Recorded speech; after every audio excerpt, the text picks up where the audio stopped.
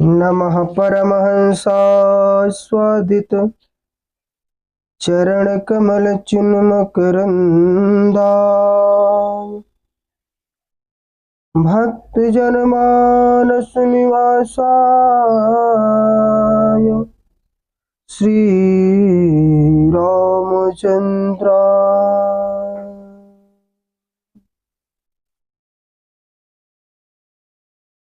वंदे विदेह तनया पद पुंडरीकम्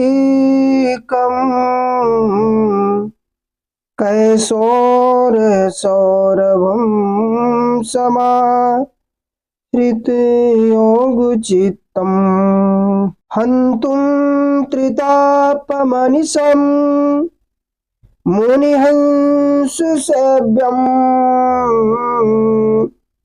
सन्मानसान परपीतुं परागपुञ्जम्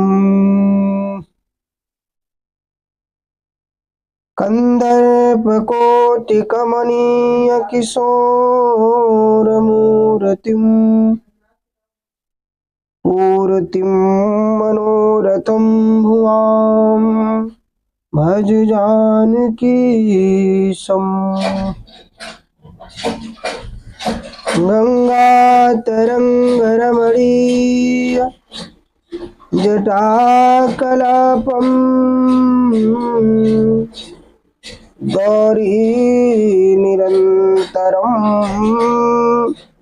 विभूषित वामभागम् नारायण प्रियमनंग मदापहारम्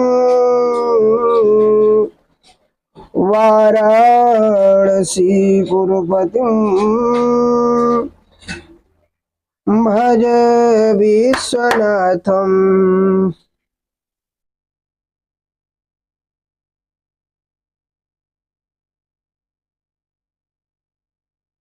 भक्ति भक्त भगवंत गुरु चतुर नाम वपु एक तिनके पद बंधन किए ना सही विघ्न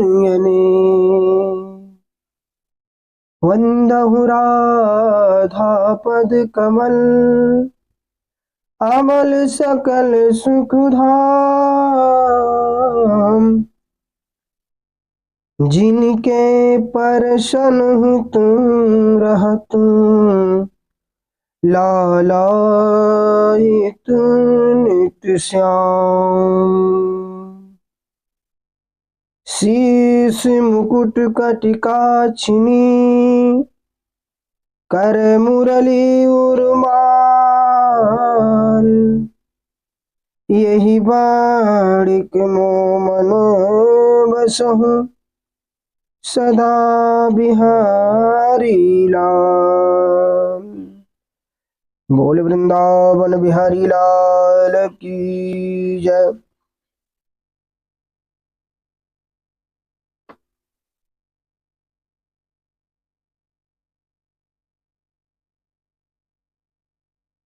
जिस पर ईश्वर की कृपा हो गई वो कृतार्थ हो गया, वही संत महात्मा है।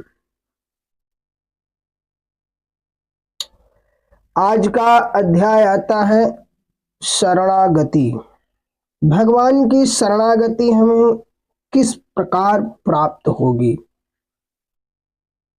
पुनः वेदों में चलिए, वेद कहता है यो ब्राह्मणं विदधाति पूर्वं यो वै वेदांस प्रहिणोति तस्मै तागुंहा देवयात्म बुद्धि प्रकाशम मुमुक्षवेर शरण मह्यम प्रपद्ये। श्वेतास्त्र उपनिषद। तपः प्रभावाद देव प्रसादाच। ये भी श्वेतास्त्र उपनिषद का ही मंत्र है। हम उस परमेश्वर की शरण में हैं जिसकी कृपा से आत्मा एवं बुद्धि में प्रकाश प्राप्त होता है, जो ब्रह्मा आदि का सृष्टि करता है। उन्हीं की शरणागति से ही उसकी कृपा हो सकती है। गीता में भगवान कहते हैं, तमेव शरणं गच्छ सर्वभावेन भारत, तत्प्रसादात् परां शान्तिम् अस्थानं प्रापयसि शाश्वतम्। हे अर्जुन, तू उसी ईश्वर की शरण में जा, तब उसकी कृपा होगी, तभी तू मेरा परम धाम एवं परम शांति प्राप्त कर सकेगा। क्योंकि दैवी दोषा गुणमरी मम्माया दुरत्तया मामेव ये प्रवदन्ते मायामेतां तरन्ति ते। मेरी दैवी त्रिगुणात्मिका माया को वही पार कर सकता है जो केवल मेरी ही शरण में आता है। व्यास भगवान कहते हैं भागवत में, तस्मात् त्वम् अबुद्धवोत्सृज्य चोदनां प्रतिचोदनाम् प्रवृत्तं चानिवृत्तं च श्रोतव्यं श्रुतमेव च। 11वें स्कंद के 12वें अध्याय का 14वां श्लोक है। मामेकमेव शरण मात्मानं सर्वदेहिनां याहि सर्वात्मभावेन मया स्याह कुतो भया। ये 15वां मंत्र है भागवत का। इसमें भगवान कहते हैं कि हे उद्धव, तू अनेक प्रकार के त्रिगुणात्मक कर्म प्रपंच को छोड़कर केवल मेरी शरण में, केवल कहा, आजा, क्योंकि सभी आत्माओं का मैं परम आत्मा हूं। इसलिए तू निर्भय होकर मायातीत हो सकता है। रामायण में भगवान कहते हैं, मन क्रम बचन छाड़ चतुराई भजत ही कृपा करही रघुराई। सर्वात्म समर्पण से ही माया से मुक्ति एवं भगवत कृपा का लाभ हो सकता है। क्योंकि हमें ईश्वर के शरणागत हो जाना है। ऐसी शरणागति के आधार पर ही ईश्वर कृपा निर्भर है। जो जो जीवात्माएं उसके शरणागत हो गई, वह अपने परम चरम लक्ष्य परमानंद को प्राप्त कर चुकी। और जो शरणागत नहीं हुई हैं, उन्हीं के ऊपर ईश्वर की कृपा नहीं हुई। वही अपने लक्ष्य से वंचित होकर 84 लाख घाटों में काल कर्म स्वभाव गुण गुणाधीन होकर चक्कर लगा रही। फिरत सदा माया कर प्रेरा काल कर्म स्वभाव गुण घेरा। अब एक प्रश्न ये उपस्थित होता है कि या तो सांसारिक सौदा होगा कि हमने कुछ दिया तब ईश्वर ने कृपा की, किंतु ऐसा समझना भोलापन है, क्योंकि शरणागति का अभिप्राय ये है कि हम कुछ ना करें। कुछ ना करने के नाम ही शरणागति है। जब तक नवजात बालक कुछ नहीं करता तब तक माँ सब कुछ करती रहती है।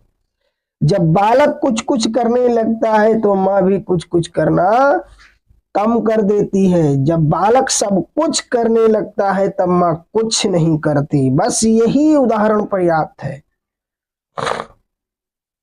जब तक हम कृत्वाभिमान रखते हैं तभी तक हमें कर्म बंधन एवं हम कर्ता घोषित किए जाते हैं। जहां हमारा कर्तापन समाप्त हुआ, हम आकर्ता सिद्ध हो गए, तभी गीता में भगवान ने कहा तेषां नित्याभियुक्तानां योगक्षेमं वहाम्यहम्।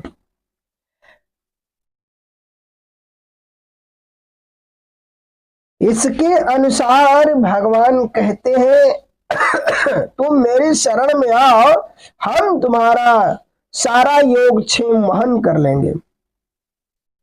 यदि कुछ ना करने रूपी शरणागति से माया से मुक्ति, त्रिगुण त्रिकर्म त्रिताप पंचकोशादि से मुक्ति और परमानंद परम शांति की प्राप्ति हो जाए तो इससे बड़ी कृपा और क्या मानी जाएगी। यदि हम कुछ भी करते एवं पुनः ईश्वर की कृपा होती तब तो कुछ कहने का अवसर था, किंतु शरणागति से अर्थात सब कुछ समर्पित कर देने से सब कुछ प्राप्त हो जाना अकारण कृपा है। सब कुछ समर्पित करने में हमारा क्या परिश्रम है। एक पक्षी अपनी चोंच में मांस का टुकड़ा लिए जब तक भागता है, अन्य पक्षी उसका पीछा करते हैं। वह एक क्षण को भी चैन नहीं पाता। जैसे ही वह सब कुछ समर्पित कर देता है, बस आकाश उसे अवकाश प्राप्त कर लेता है कि उसके ऊपर ईश्वर कृपा का कोई मूल्य भी देना चाहे तो असंभव है, क्योंकि जो वस्तु ईश्वर देते हैं वह दिव्य है एवं जो मूल्य जीव देगा वह प्राकृतिक एवं सदोष ही होगा। ईश्वर को उस प्राकृतिक वस्तु से क्या अभिप्राय है।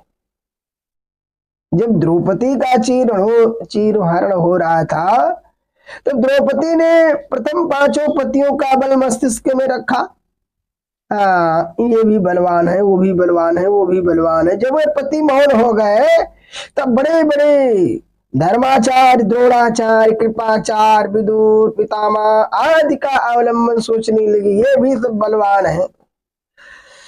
पर कोई खड़ा नहीं हुआ। जिधर देखो उधर से निराशा चली आ रही है। तब अपने दांत से साड़ी दबाई, तब भी भगवान नहीं आए। जब दुशासन के एक ही झटके से दांत से साड़ी नीचे गिरी तब पूर्णतः शरणागति हो गई कि प्रभु आपके सिवा हमारा संसार में कोई नहीं है। यानी सब कुछ करना सोचना बंद हो गया। तब भगवान कहते हैं सर्वधर्मान्य परित्यज्य मामेकं शरणं व्रज।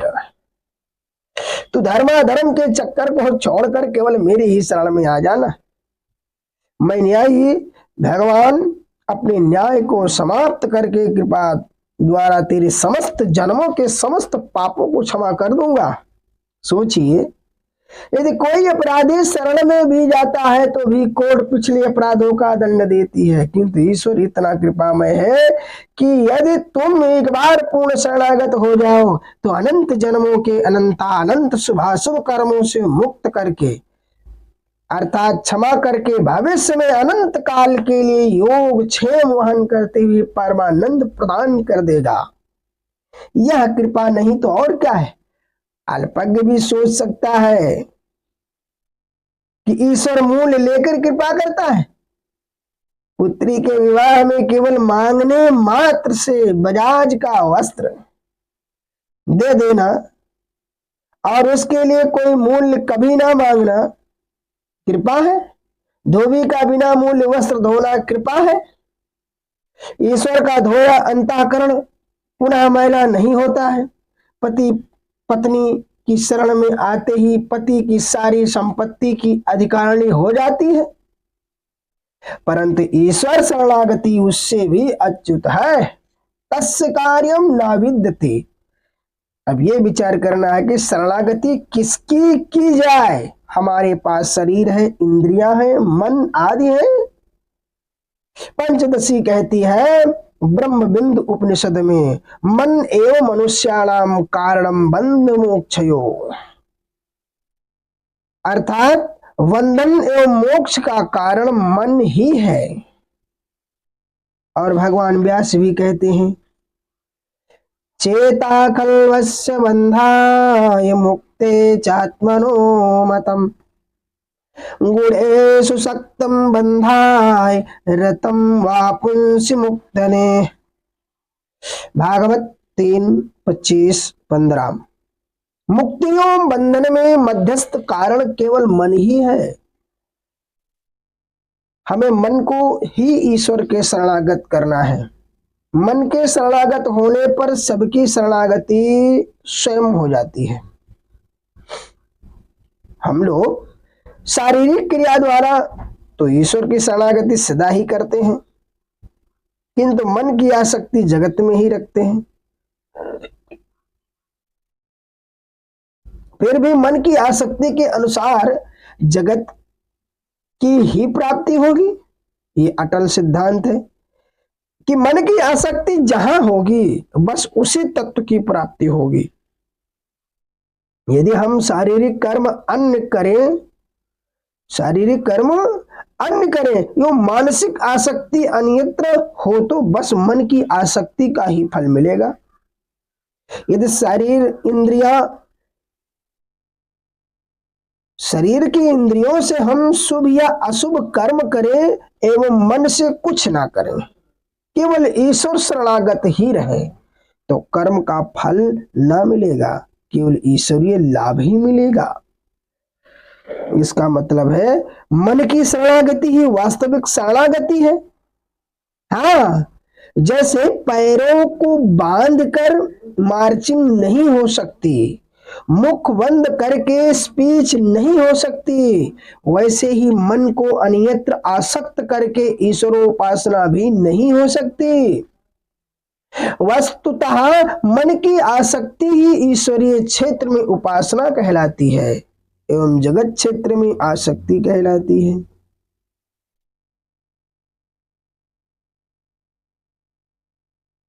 दुई की हो एक संग भुआलू, हम सब ठठाई फुलाऊ बुगालू। इसके अनुसार मन संसार में भी आसक्त हो एवं ईश्वरोपासना भी होती रहे, ये सर्वथा संभव है भैया, क्योंकि एक मन एक काल में एक ही क्षेत्र में आसक्त हो सकता है। फिर माइक एवं ईश्वरीय क्षेत्र परस्पर विरोधी क्षेत्र भी तो है। क्यों भाई? एक कथानक आप लोगों ने सुना होगा कि मथुरा के चौबों का, बस उसी प्रकार जैसे चौबे भांग के नशे में लौह श्रृंखला में नाव को बांधकर सारी रात उसे खेदे रहे, अंत तो गत्वा प्रातः काल अपने आप को उसी स्थान पर पाया। उसी प्रकार मन को धन, पुत्र, स्त्री, पति आदि में आसक्त करके ईश्वरोपासना अनंत काल तक करने पर भी अपने आप को माइक जगत में ही पाओगे, क्योंकि ईश्वरोपासना तो की ही नहीं, केवल शारीरिक रूप से ही पूजा पाठ आदि किया है। इसका मतलब मन की आसक्ति का ही परिणाम प्राप्त होगा ना। गोपियों ने उद्धव से बड़ा ही सुंदर कहा था, सूर्य के शब्दों में, उद्धव मन न भये 10-20। हे उद्धव, मन तो एक ही है, ना हुआ मेरे पास 10-20 मन। एक हो तो सो गयो श्याम संग को अवराधे ईश, अर्थात एक ही तो मन है। अगर अनेक मन होते तो एक मन को अन्यत्र एवं दूसरे को अन्यत्र एवं तीसरे को अन्यत्र लगा देती। इस प्रकार जगत की उपासना एवं ईश्वर की उपासना दोनों ही चलती रहती, किंतु ईश्वर पहले ही जानता है कि अगर दो मन भी दे दिए तो जीव मामेकम शरणम व्रज, केवल मेरी ही उपासना ना कर सकेंगे। अतएव मन की शरणागति ही ईश्वर शरणागति है। कर्म चाहे जो हो, उनसे कोई अभिप्राय नहीं है। अब ये भी तो विचार करना है कि मन की शरणागति में कठिनाई क्या है। कठिनाई ये है, चूंकि हमारा मन अनादिकाल से सांसारिक विषयों में ही आसक्त रहा, ये दृढ़ मूल आसक्ति हो चुकी है। यदि हमारा मन न संसार में आसक्त होता, न भगवान में आसक्त होता, तब तो सुगमता हो जाती। लेकिन सर्वप्रथम यह आवश्यक है कि हम संसार का वास्तविक स्वरूप समझें एवं वहां से मन को उदासीन करें, तभी ईश्वर शरणागति संभव है। बोल वृंदावन बिहारी लाल की जय।